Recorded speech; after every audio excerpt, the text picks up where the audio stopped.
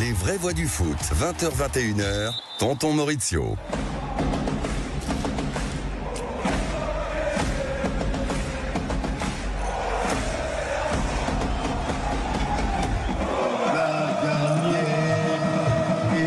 C'est PSG.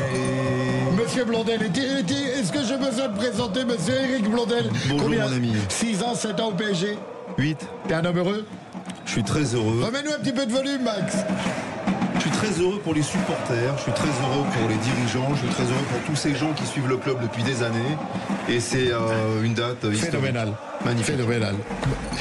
On a Monsieur Vincent, un grand supporter du PSG. Bonsoir. Est-ce que c'était le plus beau jour de ta vie? C'était le plus beau jour de ma vie. Voilà, c'est incroyable. Hein. Ah, c'est incroyable.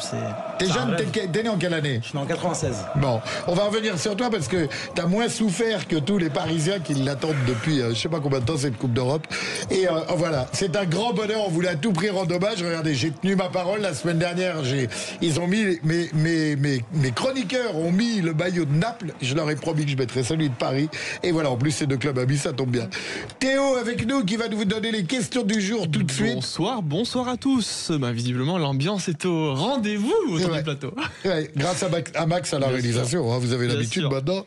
Alors ce soir, on pose deux questions sur le Twitter de Sud Radio. La première, France-Espagne demain. Est-ce que vous voyez la France battre l'Espagne en Ligue des Nations?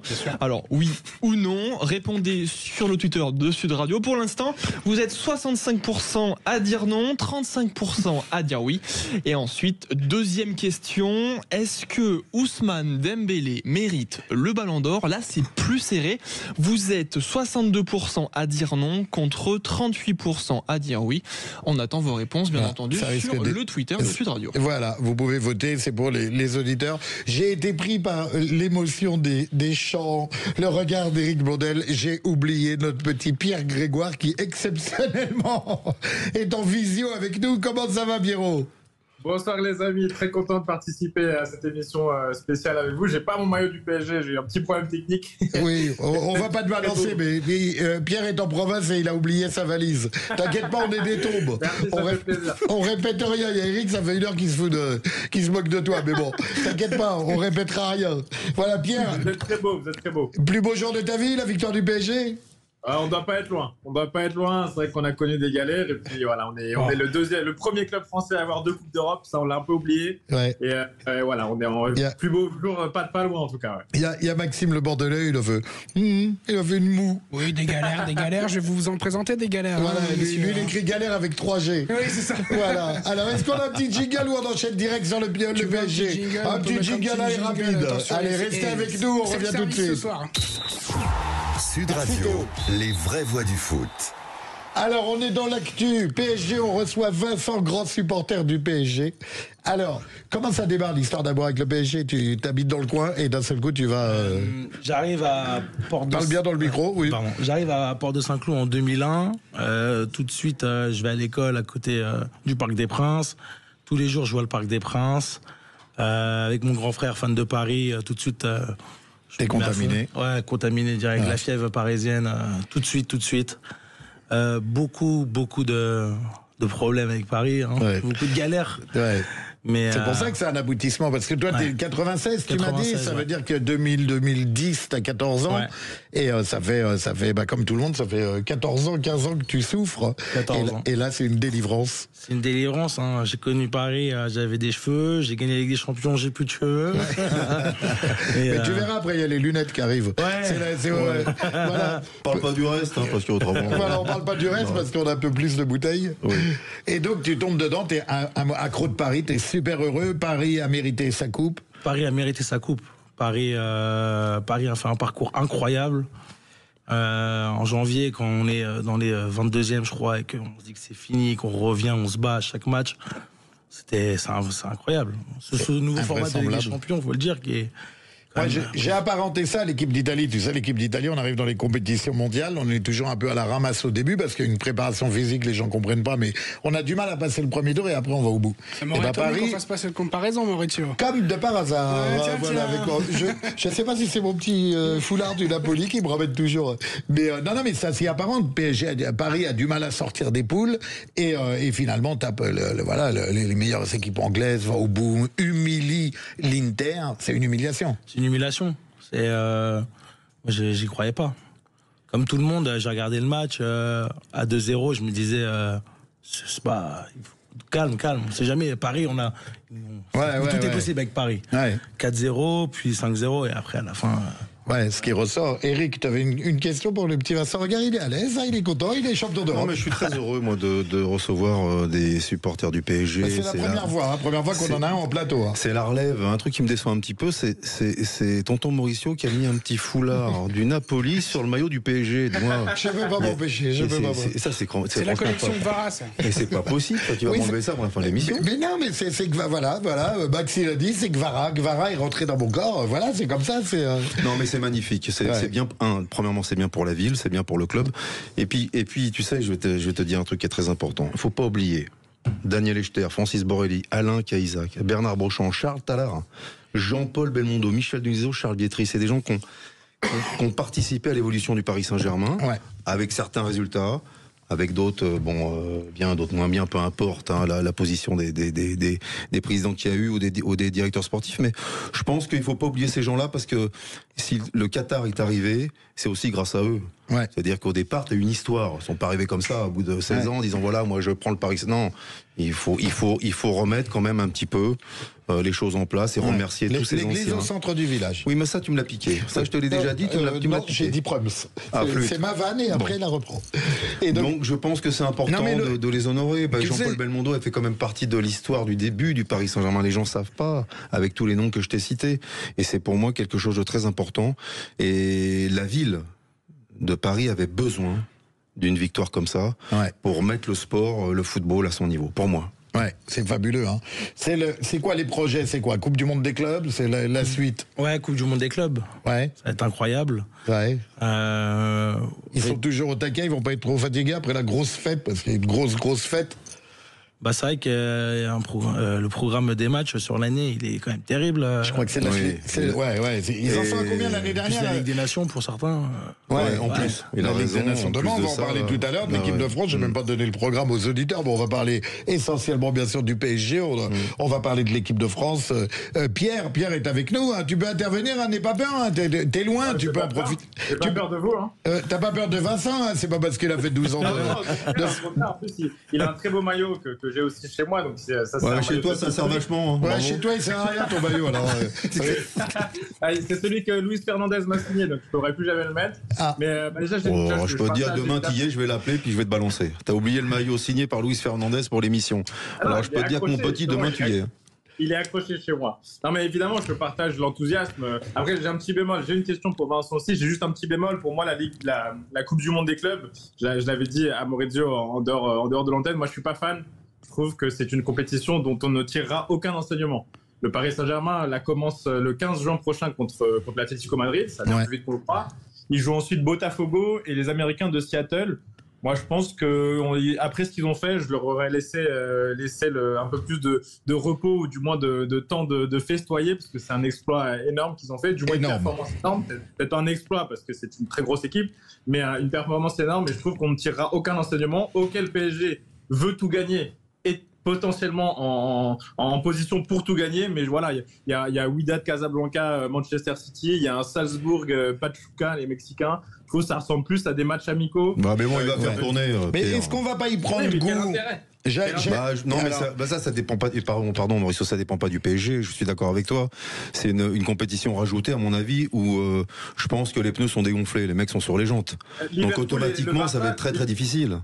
Liverpool et le Barça n'y participent pas, hein. Donc il y avait aussi, il y avait aussi des possibilités. Je pense, c'est bien, ça donne encore une fois, ça donne de la visibilité. Mais moi, voir Manchester City, Al Ain, club émirati, c'est des matchs de pré-saison, ça n'a rien à faire après une saison. On est encore au mois de juin. Enfin, je trouve que c'est un peu disproportionné. On l'a répété en pré-saison et toute la saison. Il y a trop de matchs, Ouais, c'est vrai, c'est vrai. Avant, il y avait la Coupe intercontinentale où le vainqueur de la Ligue des Champions jouait un match contre Boca Juniors. Il y a notre ami bordelais qui a oui, il y a Maxime Le Bordelais qui va intervenir. Les internationaux, en plus, finissent leur stage le 10 juin prochain. Il n'y aura que 5 jours pour les internationaux pour reprendre un peu des forces et aller jouer le match contre l'Atlético. Alors nous, en tant que spectateurs, on est heureux. C'est ton cas, Vincent. T'es heureux quand même que Paris participe à cette compétition? Oui, bien sûr. On a l'impression que les matchs s'arrêtent jamais. C'est super. On est content de voir les joueurs jouer. Mais c'est vrai qu'on se dit, les mecs, quand même. Ouais, mais il y a aussi, alors je te coupe, mais il y a aussi la version, j'ai eu des discussions bien sûr avec 1 milliard de gens, et il y a aussi la version, ils gagnent très bien leur vie, ils sont, à un moment faut arrêter de les plaindre, on veut rêver, ils nous ont fait rêver, que ça soit Paris ou les autres, et pourquoi pas rajouter une compète? Est-ce qu'on va pas s'y faire? Est-ce que Paris va pas nous faire encore rêver? Ouais, mais sur le long terme, physiquement, jusqu'où on va pousser le corps à fond. Il y a la Ligue des Champions, la Coupe de France, la Ligue 1, la Ligue des Nations, j'ai dit. Des clubs, ça s'arrête jamais. C'est un match tous les 3 jours. Tout dépend comment on se positionne. Certains joueurs, ils prennent pas leurs 5 semaines, ils reviennent. Ils reviennent en avant. Mais tant qu'ils aillent jusqu'à la finale, c'est le 15 juillet. Il y a la Super Coupe d'Europe qui a été annoncée le 13 août. Ça va faire minimum 2 semaines de vacances pour ceux qui vont aller au bout. Et il faut entamer aussi la préparation de la saison qui arrive, une saison qui amène à une Coupe du Monde. Coupe du Monde. Voilà. Ça va faire beaucoup trop de matchs. Ça va faire.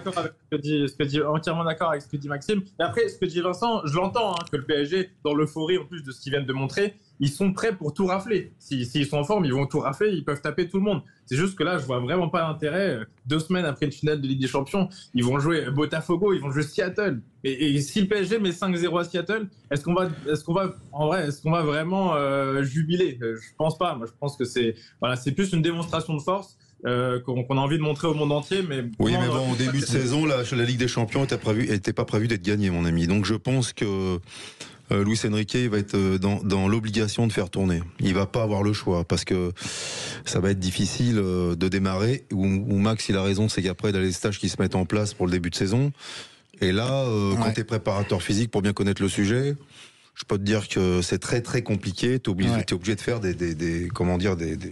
une organisation un peu à la carte, en regardant ceux qu'on ne plus jouer, ceux qu'on va. Franchement, c'est compliqué. C'est chladé, c'est emmerdant. C'est compliqué. On va marquer la première courte pause et rester avec nous sur les vraies voix du foot. On va revenir sur Paris, bien sûr. Me regarde pas comme ça. J'ai l'impression que t'es pas content. Il aura enlevé son petit foulard, mes amis, je pense. Peut-être. Les vraies voix du foot, 20h-21h, Tonton Maurizio. Vous êtes de retour avec nous sur les vraies voix du foot. Je suis très très bien accompagné de monsieur Éric Blondel qui m'a demandé de retirer mon foulard, mais je ne le retirerai pas. Peut-être on verra dans la deuxième partie de l'émission. On a un supporter du PSG, Vincent, je vais tout de suite le balancer, ce qu'il vient de me dire en off. Maxime à la réalisation, Pierre Grégoire en visio, qui est parti prendre l'air pour son travail. Voilà, on va dire que c'est professionnel. Voilà. Et Vincent, on avait une discussion en off. Et Anthony, j'ai oublié Anthony qui nous donne de la force dans le studio, qui est caché, mais peut-être je vous le présenterai tout à l'heure. S'il est sage. Voilà, s'il est sage. Il a un beau maillot aussi. Vincent, on parlait en off du mercato, parce que c'est vrai que ça rentre aussi ça chamboule tout. Bah oui, parce qu'ils vont être en pleine Coupe du Monde des clubs, et il y a des joueurs qui partent, qui arrivent, Voilà, à ton avis, comment ça va se passer tout ça? C'est compliqué pour le staff et les joueurs eux-mêmes. T'as des entrées, t'as des entrants, t'as des partants. Ça fait que le coach il doit revoir sans cesse. Et en plus, je pense en off, on lui dit il y a lui qui va partir, donc tu le mets pas, tu le joues pas. Beaucoup de choses, ça s'arrête jamais. Donc du coup, vraiment, t'as l'impression que l'équipe elle a jamais de repos. Et jamais de repos. C'est vraiment. Il faut savoir que pour les 32 clubs qui participent à la Coupe du Monde des clubs, le mercato a déjà commencé. Et ils peuvent acheter des joueurs jusqu'au 10 juin qui pourront participer à cette compétition. Et après, le mercato se réouvrira, comme tout le monde, le 1er juillet. Ouais. Moi, je pense que faut articuler tout ça, mais c'est des pros. Je pense qu'il y a les gens qui encadrent. Après, Eric, tu nous donneras ton avis. Je vais le laisser finir Vincent, mais ça va être géré, tout ça. Je sais pas s'il faut vraiment être inquiet. T'es inquiet, Vincent? De toute façon, c'est une première. On peut pas vraiment plus se projeter. On verra bien. On va tout prendre. Il y a des joueurs que t'as pas envie de voir partir? Tous. Je pense que c'était plusieurs, mais tous. L'équipe est tellement belle, elle coulisse tellement bien que On a envie que ça continue. On se dit que tout est possible pour les prochaines années avec ça. C'est inarrêtable. Alors que nous, tu vois, je vais à Coquelin, avant de me donner la parole à Eric, mais nous, à Naples, on est content, on veut garder les joueurs, mais par contre, on a besoin de renfort, parce qu'il y aura la Ligue des Champions, on a souffert cette année. T'as réussi à nous remettre le Napoli. Il est extraordinaire. Je sais pas. C'est tous les mercredis pareil, on a le Napoli. Voilà, donc Eric. Oui, monsieur. Alors, toi, tu veux nous donner ton avis, tu as été préparateur physique, je pense que, alors, on parle du PSG, on parle évidemment de cette compétition, mais je crois que le Paris Saint-Germain, il n'y aura pas beaucoup de mouvements. Non. Pendant le mercato, je pense. Ça parle de recrues quand même, hein. Pierre, il nous en parlera tout à l'heure parce que tu auras le droit à 5 minutes. Pas un quart d'heure. Je pense qu'il n'y aura pas beaucoup de mouvements. Ça va pas bouger. Bien souvent, quand tu gagnes des compétitions comme ça, tu fais le maximum pour garder cette énergie qu'il y a, garder l'équipe et tout ce qui va avec. Alors peut-être qu'il va y avoir un ou deux mouvements, bien sûr, mais ça va pas être du tout une majorité, je crois pas. C'est vrai que le Paris est pas dans une difficulté financière. Ils sont en pole position. Ça doit aller. Je pense que ça va. Normalement, ça devrait aller. Ils ont pris un gros chèque. Autour de 500 millions pour tout ça. C'est ce qui se dit, 500 millions. Je me suis renseigné vite fait, j'ai regardé. C'est bien. Non, mais c'est ça, à un moment, tu veux jouer dans la cour des grands. Alors, j'avais une question à vous poser, je sais pas qui l'a posée en premier.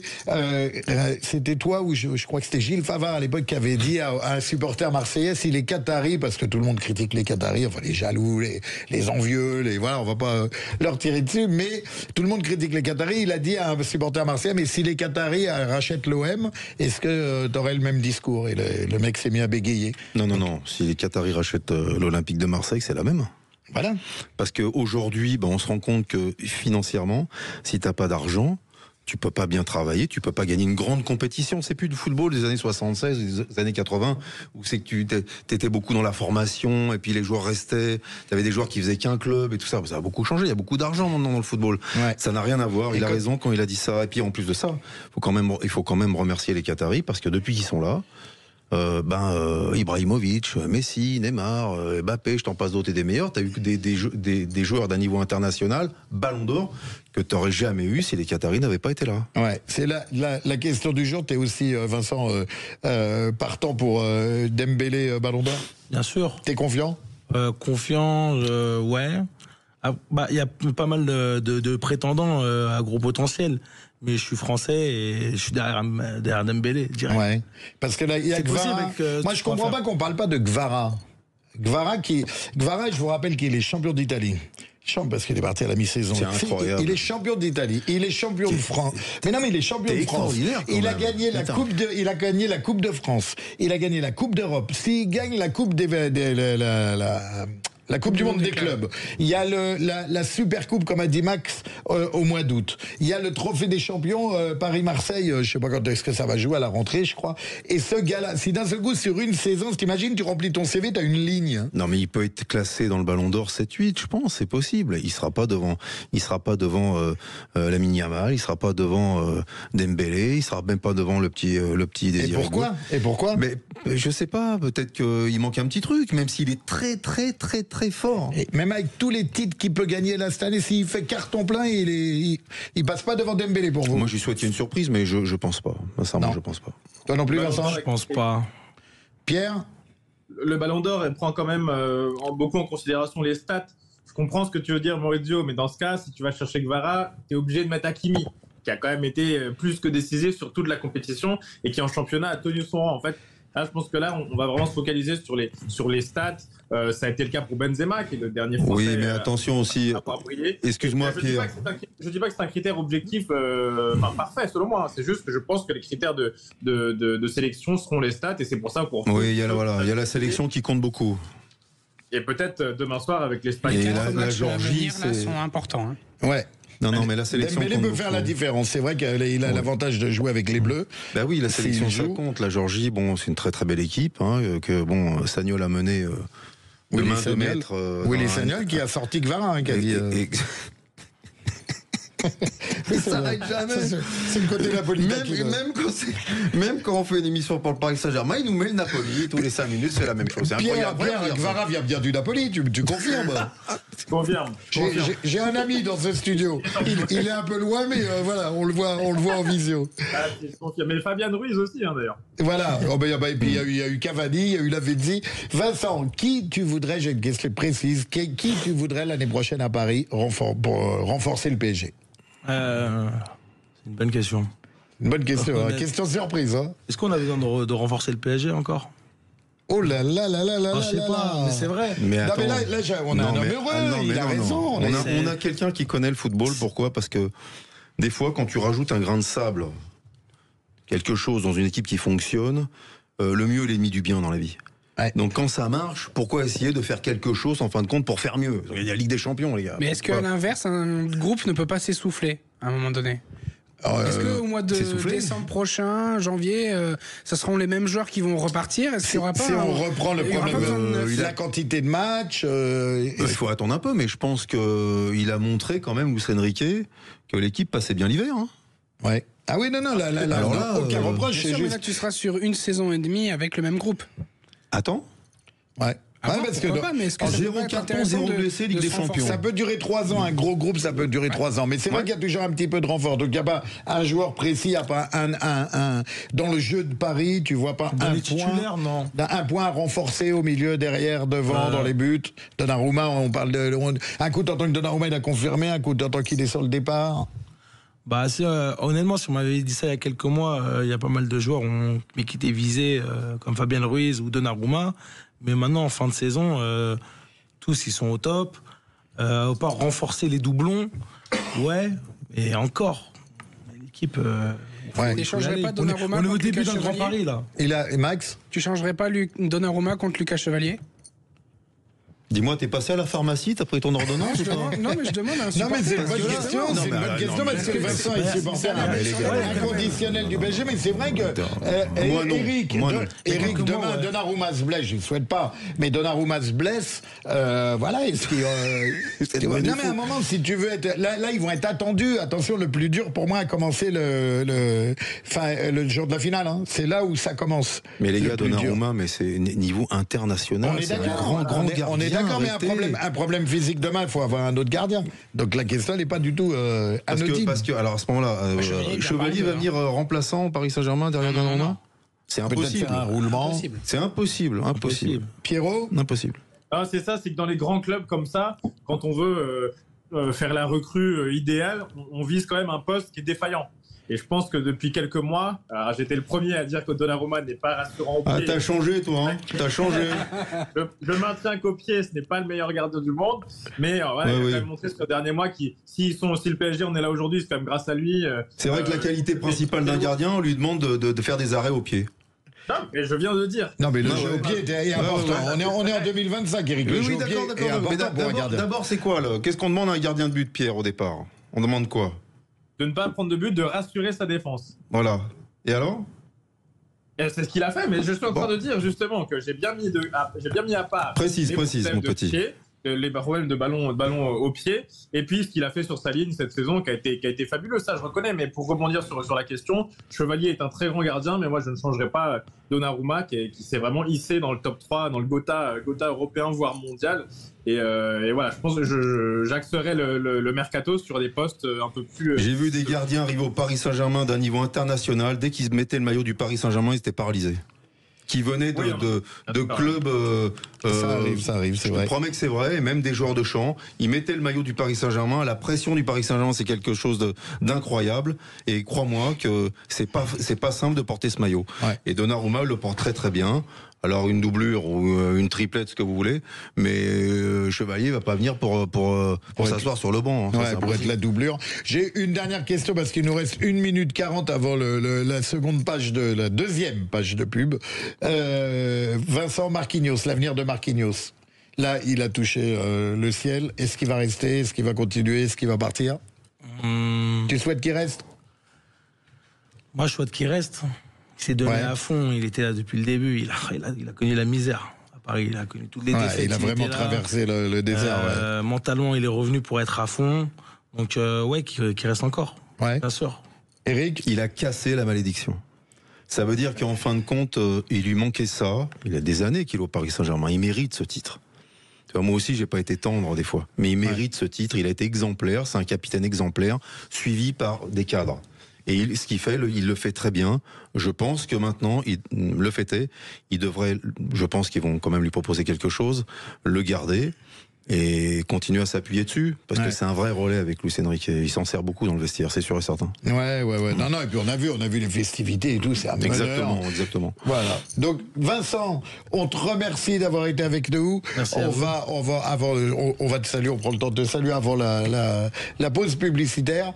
Merci de nous avoir apporté ton témoignage. T'as la tête fatiguée, on a l'impression que ça continue à la Java. Ou c'est parce qu'on a le même coiffeur, peut-être nos yeux sont grillés. Ça a été dur. J'ai perdu ma voix pendant pas mal de temps. Ouais. Mais on continue. On est content, on est très très très content pour toi. Reviens quand tu veux. Merci d'avoir participé.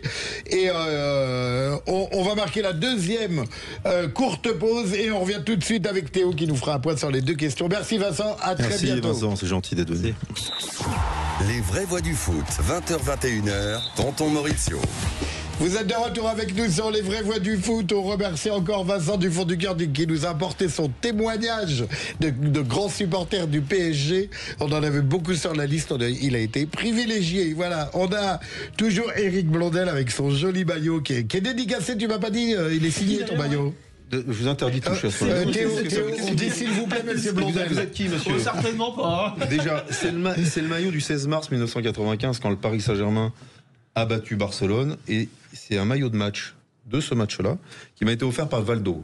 Voilà, Valdo, grand joueur, qu'on aura peut-être un jour sur notre plateau. On l'aura sûr et certain, international brésilien, un joueur et un homme de qualité, croyez-moi. Voilà, on a toujours Maxime à la réalisation qui est au taquet, qui intervient quand il veut. Tu es ici chez toi, Max. J'espère bien. Et on a Théo qui est de retour pour nous faire un point sur les deux questions du jour, dont la première, je crois que c'était Ousmane Dembélé. Exactement, donc après le titre du PSG, est-ce que vous pensez que Ousmane Dembélé mérite le Ballon d'Or? Alors par rapport à tout à l'heure, ça c'est un peu détaché.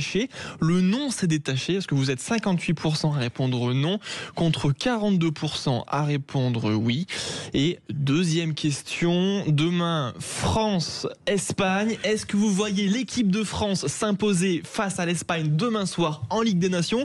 Là, les chiffres n'ont pas trop bougé. Vous êtes toujours 67% à répondre non et 33% à répondre oui. Ouais, je suis assez d'accord avec le sondage, pas sur Dembélé, mais sur l'équipe de France, parce que l'Espagne, c'est vraiment costaud. Voilà, tu reviens tout à l'heure nous faire un dernier point, Théo. Bien sûr, avec plaisir, avec grand plaisir. T'es un champion. On a en visio aussi monsieur Pierre Grégoire. T'as vu, j'ai oublié de te citer, hein. T'es en visio, voilà, t'es passé dernier.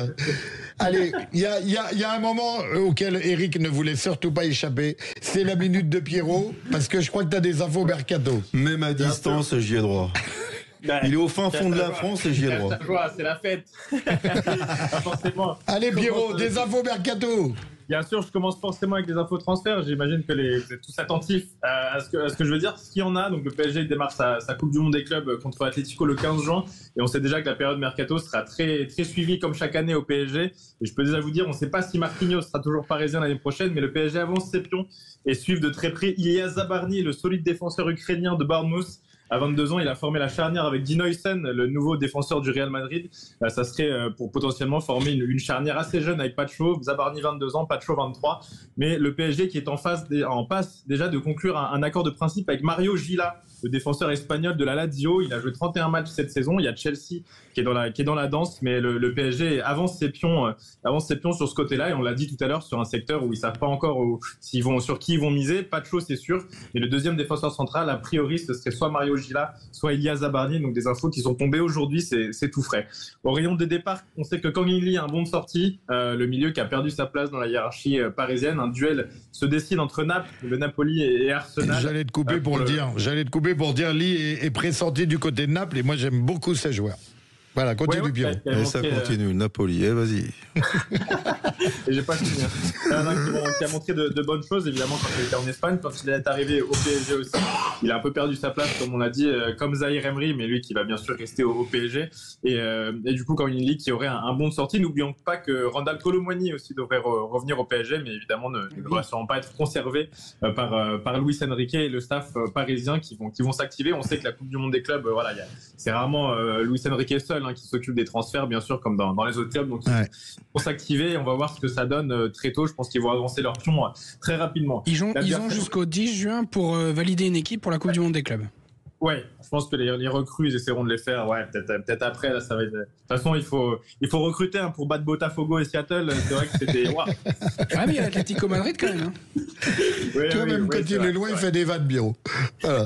Allez, continue. Je continue avec l'adversaire malheureux du PSG, l'Inter Milan, quand même. On subit une gifle. Vous l'avez bien évidemment suivi. Les réactions en chaîne après la lourde défaite n'ont pas traîné, puisqu'on sait que Davide Fratesi, il y a eu un clash entre Fratesi et Simone Inzaghi, le milieu italien qui n'a pas joué et qui s'en est offusqué, de même qu'ensuite Acerbi a refusé de rejoindre la sélection italienne. Lui, c'est pour d'autres raisons, mais il s'est attiré les foudres de Buffon. Et conséquence directe, vous l'avez aussi sans doute suivi, Simone Inzaghi quitte l'Inter Milan, ça y est, technicien de 49 ans qui a remporté 6 trophées avec l'Inter, dont le championnat en 2024 et 2 Coupes d'Italie. Malheureusement, il part, on retiendra cette gifle et surtout 2 défaites en 2 finales de Ligue des Champions contre City et contre le PSG. Il partira vraisemblablement pour Al Hilal, le club saoudien où il retrouvera l'ancien napolitain Kalidou Koulibaly notamment, l'ancien club de Neymar à Al Hilal. Tu peux dire Kalidou Koulibaly, le napolitain. Il est napolitain à vie, Koulibaly. Et l'Inter qui s'active déjà puisqu'ils viennent de recruter le milieu international Petar Sucic, le croate du Dinamo Zagreb. On sait que Mkhitaryan est un peu vieillissant et l'Inter, l'entraîneur en pôle pour remplacer Inzaghi, ce serait Cesc Fabregas. On parle aussi de Roberto De Zerbi. C'est forcément comme dès qu'il y a un entraîneur, dès qu'il y a un banc libre en Italie, on parle de De Zerbi de toute façon. Ouais. Et c'est Cesc Fabregas qui tient la corde, l'actuel manager de Com. L'Inter, j'en profite, qui fait comme son éternel rival du Milan, c'est-à-dire une saison blanche, et qui change d'entraîneur, sauf que le Milan, ils sont encore plus forts. Ils font du neuf avec du vieux, puisqu'ils ont rappelé Massimiliano Allegri. C'est assez improbable, on a du mal à voir leur ligne de conduite. Allegri qui fait un 2e passage au Milan, qui avait été champion avec les Rossoneri en 2011, et qui vient que son 2e passage à la Juve a été très, très mauvais, et qui revient donc au Milan AC. Et ça démarre très mal pour le Milan, puisque c'est bien pour démarrer une nouvelle politique sportive de vendre tout simplement son meilleur joueur, puisque le Milan est en passe de vendre Tijani Reinders, l'international néerlandais, 15 buts cette saison, élu meilleur milieu de Serie A. McTominay avait été élu meilleur joueur, mais élu meilleur milieu. Et il va sûrement rejoindre Manchester City. Guardiola en a fait sa priorité. Et je vais finir sur ça, Eric, pas de souci, j'en ai plus pour longtemps. Reinders qui rejoint Manchester City, donc que Guardiola qui voulait le faire sur patron du milieu et qui sera sans doute à City pour distribuer des caviars à Ryan Cherki. Vous avez sans doute entendu l'info, Ryan Cherki qui aurait donné son accord, ça y est, à Manchester City. Et vous savez, j'ai hâte d'entendre aussi votre avis. J'ai tellement hâte surtout de voir Ryan Cherki au niveau au-dessus. Quand on voit ce qui est devenu Désiré Doué avec un fin tacticien, qui est Luis Enrique au PSG. Ouais, Cherki, je pense qu'il manquait juste la rigueur tactique. Guardiola, je pense que c'est quand même l'un des maîtres en la matière. On a vu aussi ce qui est devenu Jérémy Doku, qui sera en concurrence sûrement avec Cherki à City. Et voilà, j'ai vraiment hâte de le voir en Première Ligue. Et c'est sûrement ce qui va arriver. L'OL qui va empocher sûrement un bon chèque. On sait les difficultés financières qu'ils ont. Donc voilà. Ouais. Je te coupe, Pierrot, parce que avant de passer au sujet équipe de France, j'ai une question à vous poser, les garçons.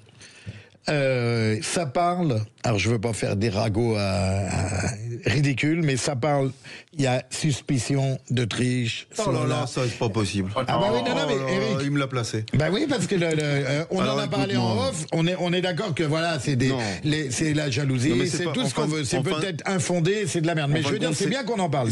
C'est pas si mal en fin de compte d'en parler. Moi j'y crois pas du tout un seul instant. Moi non plus. De toute façon, que ça soit clair. Moi j'ai connu ça dans mon sport, dès qu'on gagne, soit le match où moi mon combat il est truqué, soit t'es nul. Donc quand tu perds. Donc un truc qui est sûr, c'est que je crois pas du tout. Il faut pas raconter des conneries. Et puis il faut savoir qu'à J-7, les gars, j'arrête pas d'expliquer ça parce qu'à J-7, Paris Saint-Germain a joué Reims. Ils ont déroulé.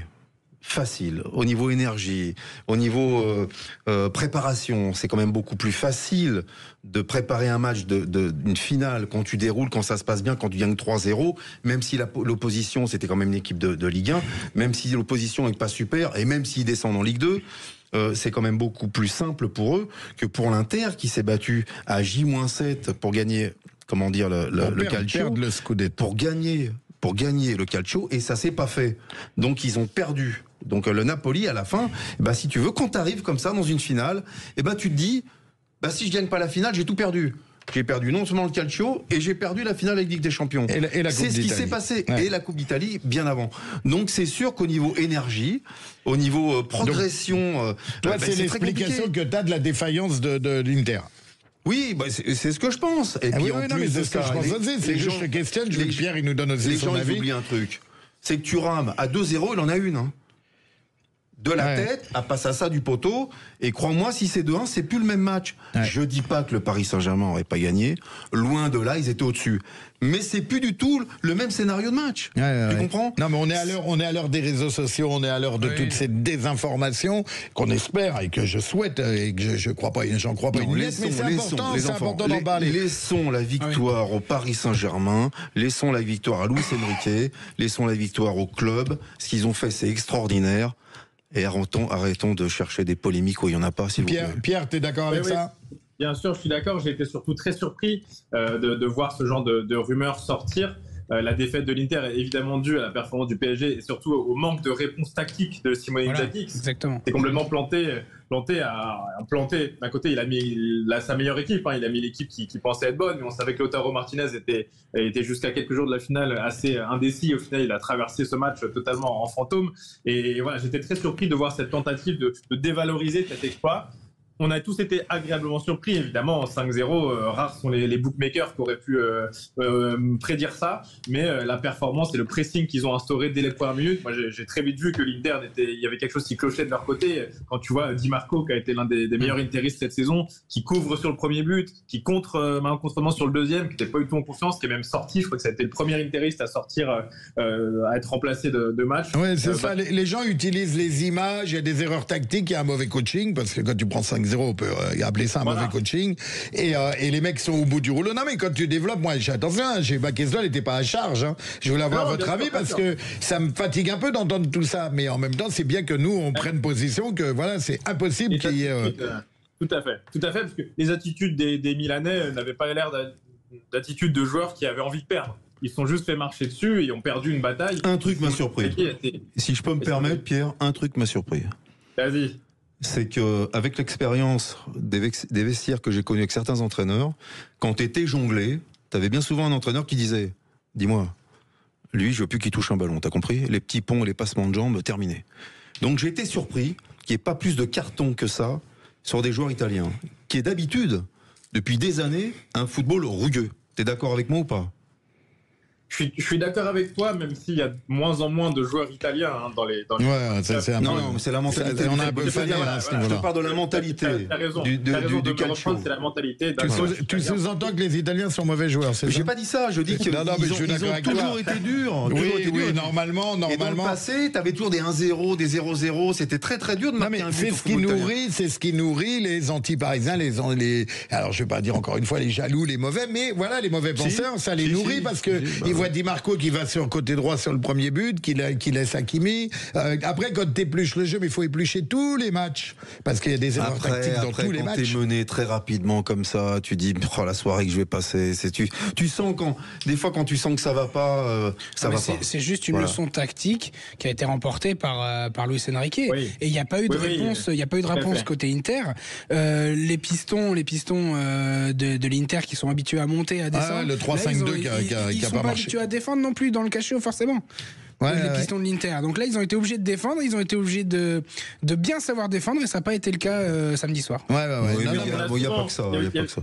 Il y avait souvent le débat qui disait que la Ligue 1 était un fardeau pour le PSG, puisque quand ils arrivaient en Ligue des Champions dans les matchs clés, ils ne savaient pas réagir à un pressing haut et à une intensité haute. C'est un peu le cas de l'Inter, Maxime a tout à fait raison. Alors ils se sont battus, ils ont quand même perdu le Scudetto, mais ils l'ont joué jusqu'au bout. Et je pense qu'ils ne sont jamais habitués à ce genre de pressing aussi haut. Et Eric, tu as raison, même au football amateur, quand un joueur, quand on lui dit le numéro 10, il ne touche plus un ballon, tu le découpes, ils auraient pu faire ça s'ils voulaient, mais je pense que ça n'aurait rien changé, parce qu'ils étaient quand même à la rue techniquement et physiquement. Je dis pas que ça aurait changé quelque chose. C'est important que vous expliquiez que tactiquement Paris. Non, mais tactiquement c'est un fait. Mais au niveau préparation mentale, il y a eu un truc de défaillant dans cette équipe. Je pense que ils n'étaient pas prêts du tout, psychologiquement, mentalement, à cette finale de Ligue des Champions. Je le pense. Parce que tu peux être en difficulté, ça peut très bien ne pas se passer. Arriver à un moment, tu mets le doigt dans l'œil, tu marches sur les pieds, dis-moi, tu dis, hey, c'est une finale de Ligue. Il y a une réaction. Mon petit, j'ai ma famille qui est en tribune, tu vas pas passer aujourd'hui. Ouais, il y a une réaction. Donc il y a des trucs, il y a des trucs qui m'ont un peu surpris. Mais parce que ils étaient sur les jantes, ils étaient cuits. Voilà, c'est tout. C'était une fin de saison.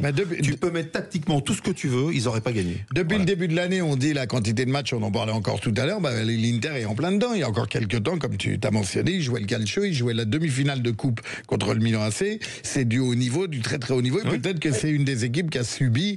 Il y a une mauvaise gestion du staff médical. Enfin voilà. Contre le Barça au tour d'avant aussi. Hein. Voilà, qui laisse des plumes. Voilà. Puis le Paris Saint-Germain doit être bon aussi. J'allais le dire, Maxime a raison, n'oublions pas, je pense que c'est vite passé sous le tapis, mais ils prennent 6 buts en demi-finale. Je pense que la dernière équipe à s'être qualifiée en finale, mais en encaissant 3 buts à l'aller, 3 buts au retour en demi-finale, ça n'a pas dû arriver souvent. Et là, quand PSG a trouvé la faille, ils s'en sont pas privés, au point que même Mayoulou a réussi à marquer. Ouais, mais quelle belle image. Un collectif qui a pris le dessus sur le... Très belle image. Quelle belle image. On marque une dernière courte pause et on revient tout de suite pour parler des Bleus avec Bastien Aubert qui sera avec nous normalement par téléphone, notre partenaire de butfootballclub.fr. Restez avec nous. Les vraies voix du foot, 20h-21h, Tonton Maurizio. Vous êtes de retour avec nous sur les vraies voix du foot. Je suis toujours accompagné de monsieur Éric Blondel. Bonsoir mon ami, comment ça va? Un homme heureux. Tu veux pas l'enlever? Tu veux que je l'enlève et que je te l'offre? S'il te plaît. Non. Si tu acceptes le cadeau, je l'enlève. Non, j'en le foulard de Napoli, évidemment. Ok. Alors, on a Théo qui va nous faire un point sur les questions. Pierre Grégoire qui est en visio. Max qui est à la réalisation, le meilleur réalisateur de la planète. Il y a longtemps qu'on n'avait pas vu Max, on était un petit peu en manque. Et on a normalement, après les questions que va nous faire Théo, on aura Bastien Aubert. Est-ce qu'on a Bastien au téléphone? Oui, les amis, je suis là, bonsoir. Salut Bastien. 5-0, 5-0, 5-0. On va revenir, prépare ta réponse. Théo, fais-nous un point sur les questions du jour. Alors, ce soir, donc, je rappelle 2 questions donc, par rapport au match de demain, France-Espagne. Est-ce que vous voyez l'équipe de France battre l'équipe de France, ça sera mieux, battre l'Espagne demain soir en Ligue des Nations? Vous êtes 37% à nous dire oui, contre 63% à nous dire non. Et enfin, deuxième question, est-ce que vous voyez Ousmane Dembélé remporter le prochain Ballon d'Or? Là, les taux se sont resserrés. Il y a 39% pour le oui et 61% pour le non. Je suis sûr que si on pose la question demain après le doublé d'Ousmane, ça sera, les chiffres seront inversés. Voilà, merci Théo. Et puis continuez de voter. Voilà, on suit les résultats. On est content d'avoir Théo qui nous fait ses interventions maintenant. Qui est le fils caché de Jacques Chirac. Voilà, oui, mais vous le voyez pas. Mauricio, c'est le fils caché de Monsieur Propre. C'est Vincent qui était là depuis tout à l'heure. Merci à toi Théo. On a Bastien au téléphone avec nous. Bastien de Marseille. De tes nouvelles depuis dimanche. Est-ce que tu as repris ton souffle? Est-ce que tu es toujours en train de fêter le titre de Paris? Écoutez, je reprends mon souffle péniblement, figurez-vous. Là, je dois reconnaître que la victoire, elle était quand même assez éclatante, on peut le dire. Rien à dire, bravo aux Parisiens. Il n'y a absolument rien à dire. C'était un non-match complet. Paris est magique. Qui est tombé sur une équipe du PSG totalement incroyable. Il faut le reconnaître. Quand on aime le football, on peut que le reconnaître. Mais je dois vous dire qu'après 10 minutes, j'avais très bien compris comment ça allait finir. Je commençais à me dire que ça allait être très très très long ce match. Mais honnêtement, bravo à eux. Il n'y a rien à dire quand on aime le foot, encore une fois. On peut que s'incliner. Ouais, en toute objectivité, franchement, cette semaine, je vais encore ramener tout au Napoli parce que je n'aime pas du tout la Juventus de Turin. Mais s'ils avaient fait cette prestation, je vous promets que je serais là en train de dire respect, le Paris Saint-Germain. Mais moi, j'avais annoncé au mois d'octobre, suite au match de Paris contre Montpellier où il leur avait fait la même démonstration de football et je crois que c'est le même score, 5-0, j'avais dit Paris va gagner la Ligue des Champions. Vous pouvez retrouver les émissions mis ça sur YouTube. Eric n'est pas content. Fais-nous un point, on va enchaîner. Fais-nous un point sur un point mercato. Est-ce que ça bouge du côté de l'OM, Bastien? Sinon, je suis obligé de t'enchaîner parce que sinon, Eric va te... Honnêtement, ça bouge pas mal. En plus, aujourd'hui, il y a eu pas mal de rumeurs, notamment Max Sabine, qui est très très apprécié de l'Olympique de Marseille. Moi, je suis très content parce que c'est un joueur que j'aime beaucoup. C'est l'attaquant du FC Nantes. Alors, il n'est pas très connu au très haut niveau pour l'instant. C'est un espoir. Mais c'est un très bon attaquant de Ligue 1. Et honnêtement, si Marseille pouvait le verrouiller cet été, ça serait franchement une très très bonne nouvelle. Ouais. Est-ce que De Zerbi reste? Alors, De Zerbi, il y a toujours ce doute. J'ai l'impression de passer chaque semaine et de dire qu'il va rester, qu'il va pas rester. Le problème, c'est qu'il n'est pas assez catégorique sur son avenir. J'ai l'impression qu'il devrait taper du poing sur la table s'il veut vraiment rester à l'Olympique de Marseille, ce qui n'est pas encore le cas. On sait qu'il est courtisé par l'Inter de Milan et je dois reconnaître que le doute s'est instillé un petit peu. Alors, les infos que j'ai auprès du club sont quand même assez rassurantes. On sait qu'il travaille déjà sur le mercato. On sait qu'il a été rassuré sur les ambitions du frère Macourt. Mais effectivement, il y a toujours ce petit doute avec De Zerbi. Restera pas. Pour l'instant, c'est pas sûr à 100%, pour être honnête avec vous. Bastien. Oui. Bonsoir Bastien. Je pense que De Zerbi veut les pleins pouvoirs. S'il lui donne pas les pleins pouvoirs, il partira. C'est un entraîneur d'un niveau international qui veut les pleins pouvoirs. Il veut pas dans l'intervalle un mec ou deux qui va lui dire tiens on va faire l'arrière gauche, le milieu de terrain, ce que tu veux. C'est lui il veut décider. Et tant qu'il n'a pas la certitude qu'il va décider pour le mercato, je pense que vous allez attendre encore un peu. Ouais, c'est possible. Il y a aussi, tu as sans doute raison, Eric, mais il y a aussi un paramètre qui est quand même important. Je pense surtout qu'il s'est rendu compte qu'il ne pourra jamais être champion de France avec l'Olympique de Marseille. Je pense qu'il a très bien compris que le PSG était un voire deux crans au-dessus. Et je pense qu'un entraîneur comme ça, s'il n'est pas champion, et en plus, il est taquiné par l'Inter. Oui, tout à fait. Alors en plus, ce qui est terrible, c'est qu'il a le cœur quand même de l'AC Milan et il est taquiné par l'Inter de Milan. Donc c'est un petit peu voilà, là il va falloir aussi qu'il s'explique s'il devait signer là, parce que c'est un petit peu l'ennemi intime. Voilà, dans le football malheureusement maintenant. Ça a moins de valeur, t'as raison Bastien, mais c'est un peu moins de valeur. On se souvient que Leonardo, l'ancien Parisien d'ailleurs, avait le cœur milanais. Au final, il avait fait le rôle de Judas en entraînant de manière éphémère l'Inter Milan. Mais pour revenir sur ce que tu dis, ça enverrait déjà un message catastrophique. Qui part lui aussi un an après, alors que Tudor et Sampaoli entre autres avaient fait ça. Mais comme l'a dit Maurizio, c'est l'Inter. Et est-ce que lui, de son côté, il se dit pas que le train ne passe qu'une fois et que si c'est pour entraîner un top club, c'est le moment ou jamais? Ouais, c'est effectivement la réflexion du moment. Parce que vous en pensez, à Marseille, c'est la réflexion qu'on a. On pensait vraiment à Thomas Clotin qui avait pris une parole. Effectivement, là, on commence à avoir des doutes. Alors pour l'instant, il n'y a rien de précis. Je pense que Fabregas est mieux positionné que lui pour entraîner l'Inter. Mais d'ailleurs, avec une doublette avec Patrick Vieira, si j'ai bien compris, ça serait quand même assez surprenant.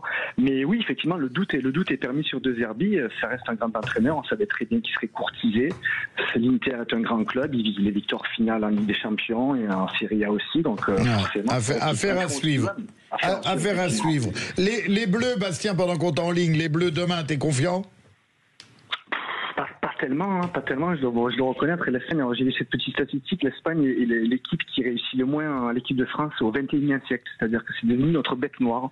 Avant, on battait tout le temps l'Espagne, maintenant on les bat très très très peu souvent. Et puis surtout, il y a quand même un facteur X qui s'appelle Lamine Yamal, qui est pour moi le favori, qui reste le favori au Ballon d'Or. Et puis Williams qui est revenu, Williams qui est plus blessé. Oui, t'as entendu ce qu'il a dit. Hey Bastien, c'est qui le favori pour le Ballon d'Or? Pour moi, c'est Yamal. C'est pas un Parisien? Ben, c'est sur le même problème du Ballon d'Or, c'est-à-dire que si on se fie au palmarès, évidemment que c'est un Parisien, ce serait pour moi Dembélé, voire Hakimi, mais si on se fie au talent pur, Yamal pour moi est quand même au-dessus. Alors, tu serais pas Marseillais un peu, Bastien, quand même? Non, mais on renvoie toujours au même problème, c'est-à-dire que si on le donne à Messi en 2010, me semble-t-il, il faut aussi être cohérent dans tout ça. Mais évidemment que Dembélé le mériterait, il a été énorme. Bah évidemment, bien sûr. On aura l'occasion d'en reparler. Oui. Voilà. T'as une autre info mercato, Bastien, sur l'OM ou non, sur le PSG plus précisément, on a vu que Donnarumma il se posait des questions aussi. Peut-être qu'il va rester, peut-être qu'il va pas rester. C'est un sujet encore une fois qui est relancé au PSG. Et Marquinhos qui n'est pas totalement sûr de partir. Alors ça le sacre en Ligue des Champions a clairement rebattu les cartes. Maintenant, à voir, mais le PSG va avoir les coups des franges pour recruter. De toute façon, c'est une certitude. Ouais. Écoute, on va continuer cette émission, mais on est pris par le temps et on doit à tout prix parler des Bleus. Est-ce que Didier Deschamps, j'ai une dernière question, Bastien, Est-ce que Didier Deschamps va s'inspirer du jeu parisien ou il va rester avec ses principes et on n'aura pas une équipe pro-Paris demain ou est-ce que tous les Parisiens vont jouer? Est-ce qu'ils sont fatigués? C'est pour qui la question? La question c'est pour Bastien. Non, je regarde Eric parce que la question est pour... Moi, honnêtement, je lui conseillerais de surfer sur la vague parisienne. Honnêtement, ils sont tellement au-dessus du lot qu'il y a un moment donné, on joue contre l'Espagne. Doué est en feu monumental. Dembélé également. Pour toi, il va s'inspirer, il va vraiment utiliser l'ossature parisienne. Moi, j'aimerais beaucoup, voilà, pour donner une nouvelle impulsion à cette équipe, mais on connaît Didier Deschamps, on sait très bien qu'il va sur cette recette de base, donc c'est très compliqué de le penser. Mais je pense que Doué et Dembélé seront titulaires, je l'espère en tout cas. Bon. Ils sont arrivés en rassemblement il y a 2 jours, hein, les Parisiens. Ouais, ils sont fatigués. Ils n'ont pas fait le début. Semaine de Java. Ils vont être fatigués, ça va être compliqué de les voir titulaires demain. Hein. Non, il a raison, Max. Et en plus de ça, je pense que Didier, il va rester avec ses idées. Hein. Ouais. Mais il va demain. pas se calquer sur Luis Enrique, crois-moi. Un pronostic pour demain, Bastien, allez, lance-toi, les Bleus. Allez, je reste français, donc je vais dire un petit 2-1, mais je suis un petit peu espagnol, j'ai un petit peu de sang espagnol, donc je suis quand même pas très confiant, mais allez, les Bleus quand même. Évidemment. D'accord, 2-1 pour les Bleus. Eric, tu sais qu'on est les champions des pronos ici. Eric, les Bleus demain. 2-0. 2-0 pour les Bleus. Regarde-le comme il rigole, celui-là. Pierrot, avant de demander à Max, Pierrot, demain, dis-nous. Très bon pronostic, allez. Ouais, 4-1 pour la France, allez. 4-1 pour la France. Oh là là, il y a de l'enflammade. Ça y est, le mec, il est en province, il a pris la confiance. Il est incontrôlable, il est à Lyon, là, il sait plus ce qu'il dit. Maxime. 2-1 pour l'équipe de France. 2-1. Tout le monde donne les Bleus gagnants. Bah, je vais vous contredire pour la petite histoire, mais non, je suis très inquiet. Moi, l'Espagne, c'est vraiment, c'est Luis Enrique, c'est voilà, ce qu'il a amené, c'est ce que la France va jouer demain. Maintenant, on verra sur un match de foot, tout est possible. Il nous reste peu de temps, il nous reste 3 minutes. Je veux à tout prix accueillir quelqu'un sur ce plateau. C'était pas du tout prévu, mais je veux accueillir un enfant qui n'en est plus un. Il s'appelle Anthony et je vais vous le présenter. Viens t'installer, Anthony. Il est timide, il est réservé. Voilà, il est un petit peu inquiet. Il dit qu'est-ce qu'il me fait, tonton Maurizio? Voilà, c'est le petit de Éric Blondel. Voilà, le papa et le fiston sur le même plateau. Supporter du PSG comme papa. Bah oui, supporter du PSG, grandi devant le Parc des Princes, donc... Parle bien dans le micro, t'es comme Vincent, c'est ta première émission, voilà, t'as pas l'habitude. T'es excusé, t'inquiète pas, avec ce maillot-là. Donc supporter du PSG depuis la première heure. Bah depuis toujours, hein. Dès que je sors du hall de chez moi, je vois le Parc des Princes devant moi, donc c'est... Ouais, t'as vécu une belle soirée, t'es super heureux. C'était incroyable, c'était magique. T'es de la même génération que Vincent, c'est que... Je suis 96, ouais. 96. Voilà. Et alors, quand ton papa travaillait, tu te souviens que tu travaillais au PSG? Oui, c'était il y a longtemps, mais oui, je me rappelle. Hein, c'était magnifique. Hein, c'était l'époque de Ronaldinho, tout ça, c'était waouh. J'ai une question un peu bateau, mais tu es fier de ton papa? Bah bien sûr que je suis fier de mon père, c'est normal. Il a une carrière incroyable. T'as le plus beau papa du monde. Voilà. On va terminer cette émission pour vous en pleurer. Dimanche, c'est la fête des pères. Non, mais parce que c'était pas prévu. On aime bien dans cette émission rendre des hommages. Je suis content. Anthony, il est venu nous assister en cachette dans le studio. Bah oui. Et voilà, j'ai fait la surprise. C'est lui qui nous a amené Vincent, c'est très gentil. Voilà. Tu veux toujours pas enlever ton écharpe. Non, je peux pas. C'est plus fort que moi. Voilà. Vous connaissez bientôt, vous connaîtrez toute la famille Blondel. Voilà, Sud Radio, c'est une grande famille. Et on a très peu de temps à chaque fois pour développer les sujets, mais on essaye d'être le plus complet possible. Pierrot, on va te saluer avant de rendre l'antenne. Merci d'avoir été en visio avec nous. Pierrot, il ne veut rien louper. Non, mais lui, il est plus beau en visio qu'en réel. Hein. Un plaisir. Très bonne émission, vous êtes très beau. Oui, puis merci. Il en profite, Eric, que t'es loin, il se permet de faire des vannes.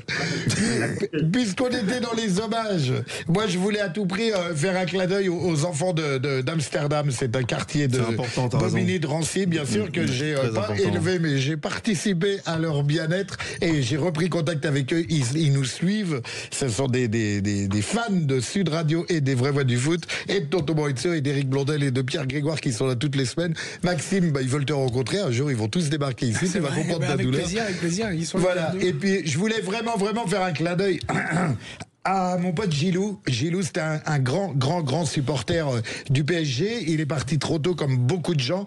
Voilà. Et j'espère que de là-haut, il nous voit et qu'il a passé une belle soirée, qu'il est heureux pour nous. Et il est venu dans cette émission avec nous il y a quelques temps. Voilà. Et je voulais à tout prix le saluer. Je voulais dire merci à tous les auditeurs qui sont de plus en plus nombreux. On est fiers d'être parisiens. J'ai joué le jeu, j'ai mis le maillot. Ça sera peut-être la seule fois de ma vie. Prochaine fois, je mettrai celui de l'OM. Je suis prêt à tout. Voilà, moi, maintenant mon cœur s'est ouvert grâce à cette radio. Voilà. Bonne soirée, mes amis. Voilà, bonne soirée à tous. Vous retrouvez demain Lionel Rousseau avec l'émission butfootballclub.fr. On vous donne rendez-vous mercredi prochain, 20h, 21h. Merci à tous. À bientôt.